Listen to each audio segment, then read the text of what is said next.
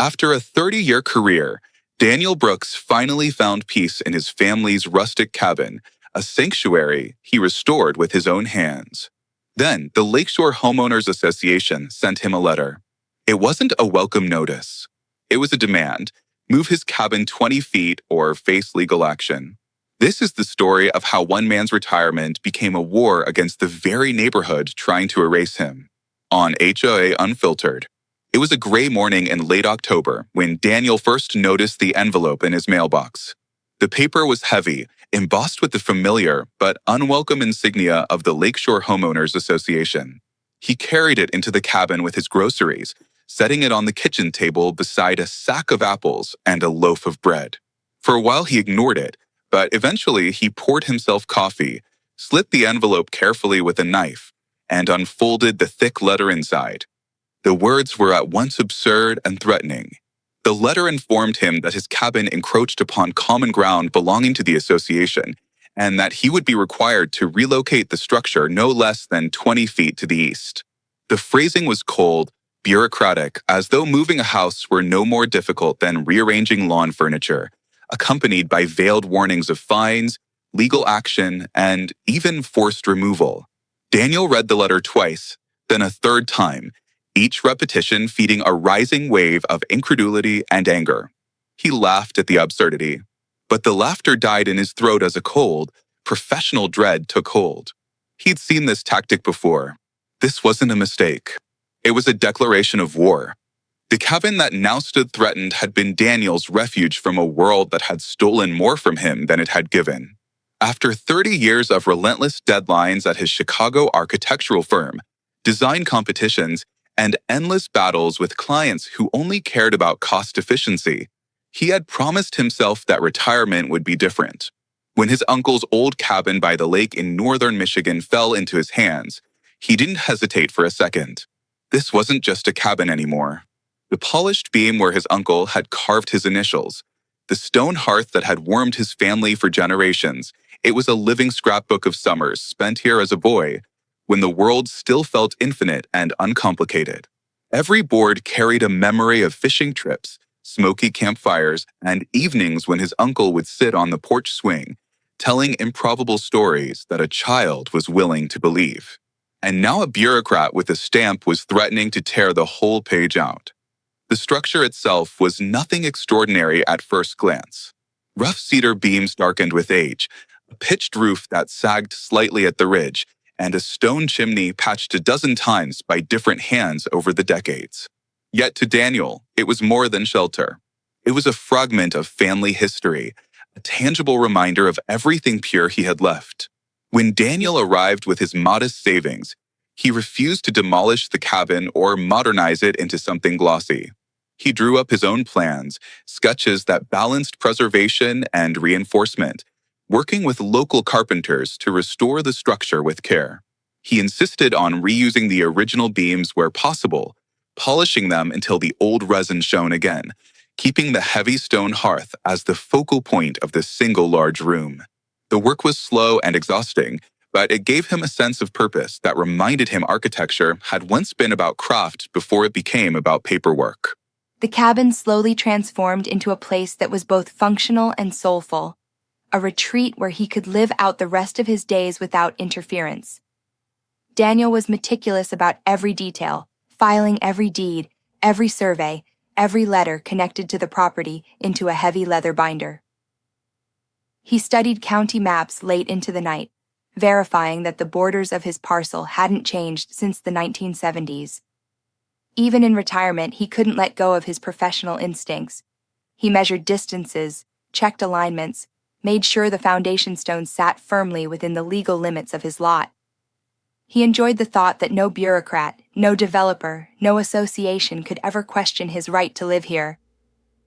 The lake community had changed since his childhood visits.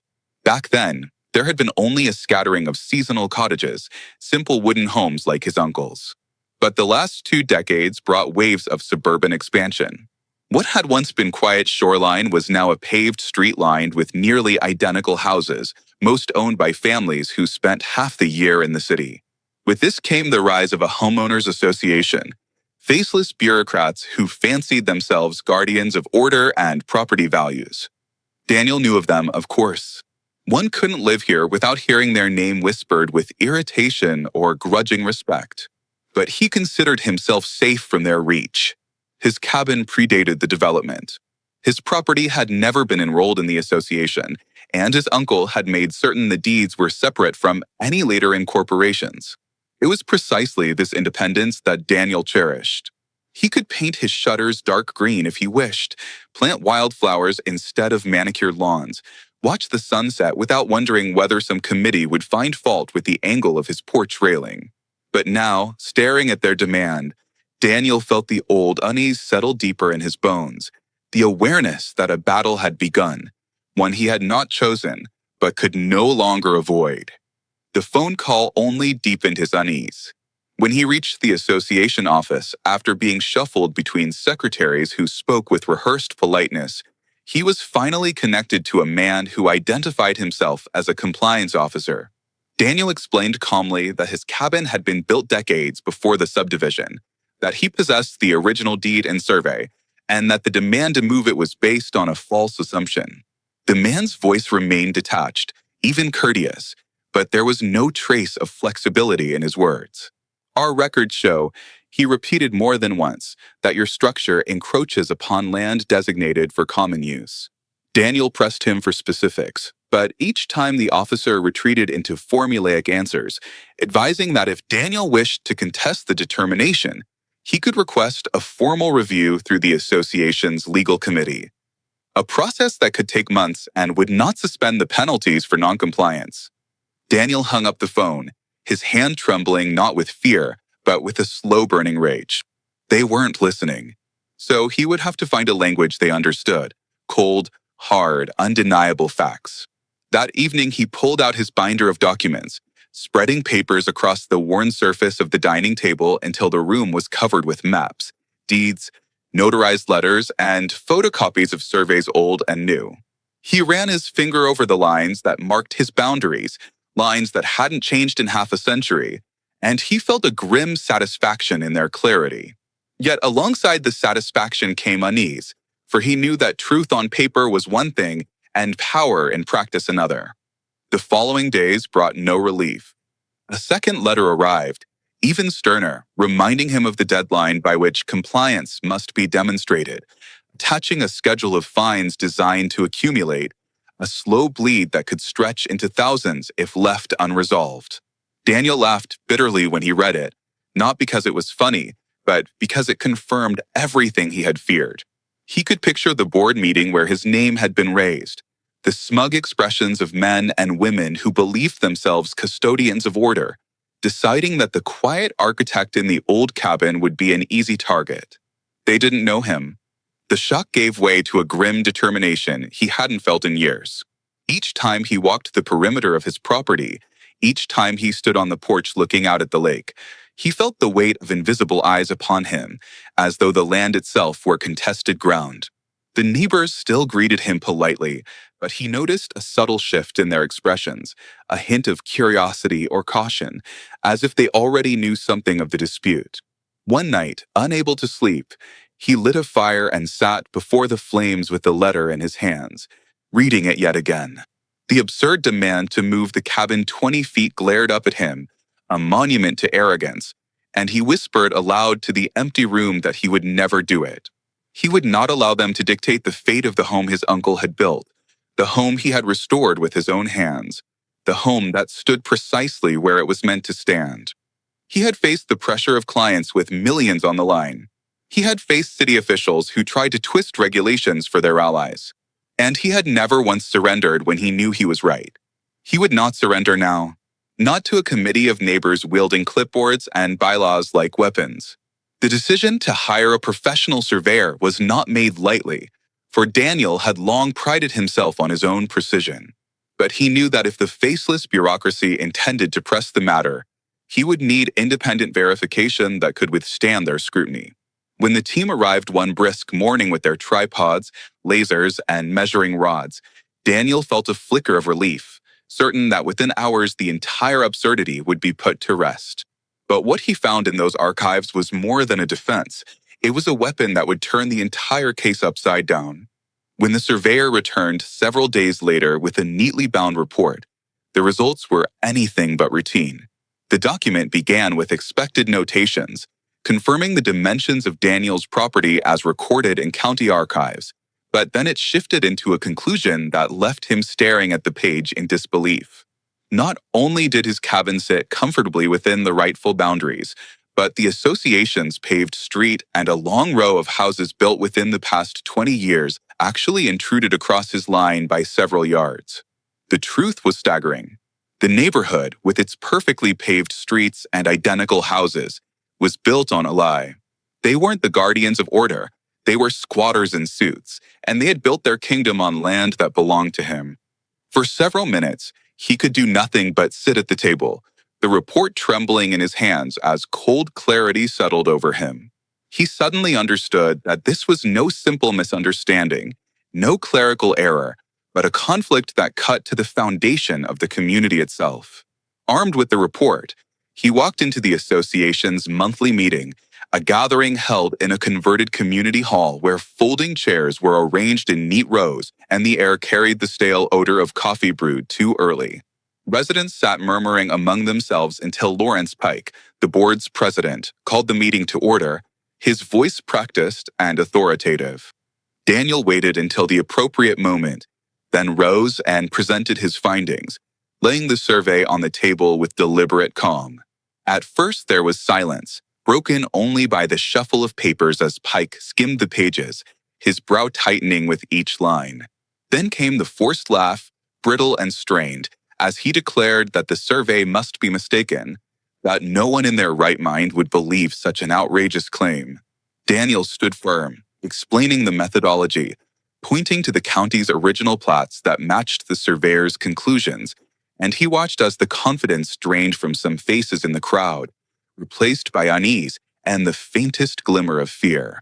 The room shifted as whispers spread, neighbors glancing at one another with dawning comprehension of what the report implied. If Daniel was correct, then entire properties, including their carefully manicured lawns, their fences, even parts of their houses, rested on land that didn't belong to them. Pike attempted to regain control, raising his voice, insisting that the matter was closed until verified by the association's own experts. But the authority that once seemed absolute now rang hollow. One man in the back muttered something about property values. A woman clutched her purse as if expecting the floor to give way, and Daniel, though calm on the surface, felt a deep shift in the balance of power, as if the ground beneath the association itself had begun to crumble. In the days that followed, the hostility became more personal. The association sent another letter, this one curt and dismissive, declaring that Daniel's survey was unofficial and irrelevant until reviewed by their chosen professionals. But the tone had sharpened, no longer bureaucratic detachment, but something closer to threat. Neighbors who had once offered polite greetings now avoided his eyes, and he could feel the invisible weight of suspicion pressing against him. One afternoon, while walking the perimeter of his lot, he noticed a fresh stake driven into the ground, painted in bright colors used by survey crews, yet it didn't match any line from the official records. Someone had quietly attempted to redraw the boundary as though repetition alone could make it truth. He removed the stake and carried it back to his porch, laying it across the steps like evidence, a reminder that the fight had moved beyond letters into the physical landscape. More troubling still was the subtle shift in atmosphere at the grocery store and post office, where Daniel overheard fragments of conversation that made clear the association was shaping a narrative against him. Words like troublemaker and opportunist drifted on the air, and though no one confronted him directly, the isolation was more suffocating than outright hostility. He recognized the tactic from his professional years. If you cannot win on facts, you undermine credibility. You plant doubt until even allies hesitate to stand beside you. But what he found in those archives was more than a defense. It was a weapon that would turn the entire case upside down. The weeks that followed carried a strange duality. On the surface, life at the cabin remained unchanged, with Daniel rising early to brew his coffee and walking the property lines he knew so well. Yet beneath that quiet routine ran a current of tension that couldn't be ignored. He could feel it each time he drove into town and saw the hesitant expressions of neighbors who no longer greeted him. And he could hear it in the sharp, clipped tone of the association's letters that arrived with unsettling regularity, each one a reminder that the board was not retreating, but instead tightening its grip. The first blows had been struck, but more troubling signs emerged. His mailbox, a sturdy iron fixture that had stood undisturbed for years, was pried open, its door bent awkwardly as though forced with a crowbar. Inside lay no letters, only a scrap of paper on which someone had scrawled the words, "Pay what you owe," in thick black marker. Soon afterward, he began receiving notices from the county sanitation department, each citing alleged violations regarding waste disposal and demanding fines for leaving trash bins in unauthorized locations. Daniel had never once failed to follow collection rules, but the notices kept arriving, each more aggressive than the last until he realized someone within the association had filed repeated complaints under his name. It was not the money that troubled him, though the fines were designed to sting, but the deliberate erosion of his energy, the attempt to drown him in trivialities until he lost the will to fight on matters that truly mattered. At night, he began hearing unfamiliar sounds beyond the tree-line, the crack of branches underfoot, and the low rumble of engines idling on the road. One morning, he discovered fresh tire tracks pressed deep into the mud near the edge of his property, tracks that didn't match his own vehicle and led nowhere but a dead end against the fence line. The message was clear. Others had been here, and they wanted him to know it. More troubling still was when his surveyor, the independent professional whose report had first revealed the encroachment, contacted him to say he could no longer participate in the dispute. The man's voice was strained over the phone, his words halting as he explained that he had received threatening calls late at night, anonymous voices warning him to stay out of community business. Though he wouldn't name names, it was obvious that someone aligned with the association had orchestrated the intimidation. But what unsettled Daniel most was not the outrage of the residents, but the quiet glances exchanged between Pike and the attorney during meetings, looks that suggested a shared understanding of something unsaid. It was not disbelief that troubled them, but recognition, as if they already knew the truth of Daniel's claims and were now scrambling to conceal it. The realization chilled him. This was not a mistake born of incompetence, but a deception sustained by willful silence. By winter's approach, Daniel understood that he was no longer simply defending his cabin, but challenging the legitimacy of an entire neighborhood. The association had shifted tactics in their official communications. They no longer spoke of moving his cabin 20 feet. Instead, they accused him of obstructing community cohesion, of making reckless claims that threatened property values, and of creating hostility among neighbors. Their latest letter warned that if he did not withdraw his assertions and accept a revised boundary agreement that effectively ceded part of his land to the association, they would consider him in violation of their code of conduct and pursue legal remedies that could include liens against his property. Daniel read the letter in silence, marveling at the audacity of a board that claimed jurisdiction over land it had never owned, and he understood that what began as an absurd demand had evolved into an attempt to rewrite the reality of ownership itself. They were no longer simply defending themselves. They were attempting to erase his rights entirely. The courtroom was packed on the morning of the hearing, not because the case was officially high profile, but because word had spread through the community like wildfire. And curiosity had drawn residents who now understood that their own stability might be shaken by whatever was decided. Daniel sat at the petitioner's table, his binder of documents stacked neatly before him, pages worn from endless handling yet still crisp with authority. Across the aisle, Lawrence Pike and the association's attorney whispered to one another in hushed tones, their faces stiff with forced confidence. The judge, a middle-aged woman with a reputation for blunt pragmatism, called the session to order, and the room fell silent with the kind of anticipation that vibrates like a taut wire. The association presented its case first, arguing with familiar language of authority that Daniel's cabin violated boundary regulations, insisting that his independent survey was unverified and his claims exaggerated. The attorney produced diagrams prepared by their own hired surveyor, charts that conveniently realigned property lines in ways that excused the association's encroachment and placed the supposed burden back onto Daniel. When Daniel's turn came, he rose slowly, adjusting his glasses, and spoke with the quiet precision of a man who had spent his life in architecture, explaining that structures must be measured not by convenience, but by truth, and that no amount of redrawn diagrams could erase the reality embedded in decades of official maps. He laid out his evidence step by step, beginning with the original deed from the 1970s, followed by county plats certified by public offices long before the association was even conceived. And finally, the independent survey that aligned perfectly with those historical records. The judge leaned forward, studying each document as Daniel slid them across the table, her brow furrowing as the weight of consistency became undeniable. But the true turning point came when Daniel introduced an unexpected piece of evidence he had uncovered during his quiet research: municipal records showing that during the subdivision's formation, certain maps had been filed with dates that didn't correspond to official approvals, suggesting they had been altered after the fact to legitimize construction already underway. The room stirred at the implication, and when Daniel calmly pointed out that it was not his cabin, but the association street and several of its houses that encroached upon his land, the silence that followed was more damning than any outburst could have been. Pike shifted uneasily, his composure cracking, and the attorney attempted to object, claiming irrelevance, but the judge silenced him with a raised hand, demanding clarification.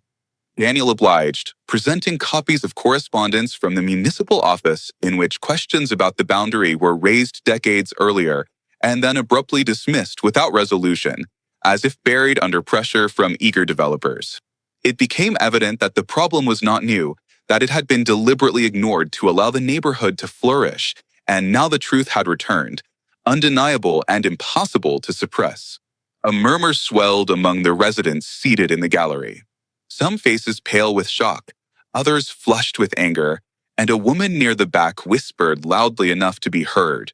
They knew all along. The judge delivered her decision with deliberate clarity, her voice steady as she declared that the association's claims against Daniel were unfounded, that his cabin stood entirely within his lawful property, and that the burden of encroachment lay instead with the association itself. She ordered an immediate suspension of all penalties levied against him and referred the matter to the county prosecutor for investigation into potential fraudulent filings during the subdivision's creation. The words struck the room like a hammer, shattering the illusion of authority that Pike and his allies had clung to, and in that moment the association's carefully maintained facade collapsed under the weight of its own deceit. Daniel exhaled slowly, not in triumph, but in exhausted relief, for he knew the fight was not over, that investigations and negotiations would stretch into the future. But he had stood his ground, and the law had affirmed what he had always known. The cabin was his, the land was his, and no committee could strip it away through lies. In the weeks after the ruling, the neighborhood that had once seemed so solid began to fracture under the weight of revelation.